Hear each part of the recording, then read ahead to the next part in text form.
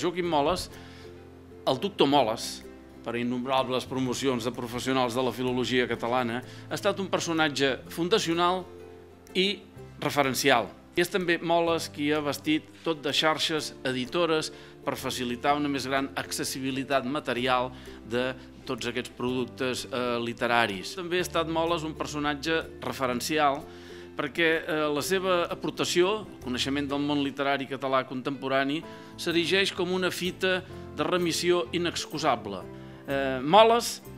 nan d'antuvi com tothom, va saber enfilar-se a l'espatlla de gegants per filustrar més enllà. Cal ara esperançar que tot d'altres nans, com alguns ja han fet, podran i sabran fer-ho, això d'enfilar-se damunt la seva, l'espatlla del gegant Moles, per filustrar més enllà. Tots els directors de la història, els directors d'etapa, les editorials, varen pensar que havíem de demanar a Joaquim Moles que ens volgués acompanyar en aquesta presentació, atès que tots sabem i tots sabíem que una història de la literatura dialoga amb les altres històries de la literatura i que l'últim diàleg que nosaltres podíem mantenir, l'última història en la qual nosaltres ens podem referenciar és, com s'ha esmentat, la història d'Ariel, la història de Riquer Comas Moles. Dialoguem amb la història, però dialoguem des del present i aquesta és la característica que permet i ajuda a emprendre un projecte com el que avui estem presentant en el seu tercer volum, que tanca la primera etapa, que és l'edat medieval, l'època medieval.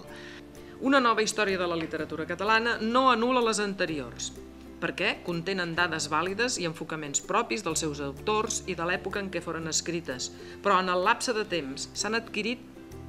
nous coneixements, dades d'arxiu, manuscrits, detecció de fonts. Han aparegut nous punts de vista, la importància de la filologia material i dels sistemes educatius que hi ha al darrere d'alguns escriptors. I també ha canviat la societat a qui ens dirigim.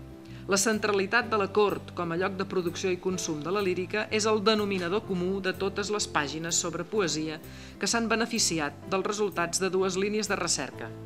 el buidatge de dades d'arxiu que permet d'identificar molts poetes i l'atenció a la materialitat dels cançoners. La noció d'un espai occitano-català permet superar la qüestió d'arrel nacionalista de si escau o no a la literatura catalana descriure l'obra de poetes que des de mitjan segle XII s'expressen en una llengua propera però aliena. El panorama de la poesia catalana medieval que ofereixen els tres primers volums de la present història literària reconfigura i en part corregeix la tradició historiogràfica, especialment pel que fa al segle XV. D'incògnites i de dubtes no en falten,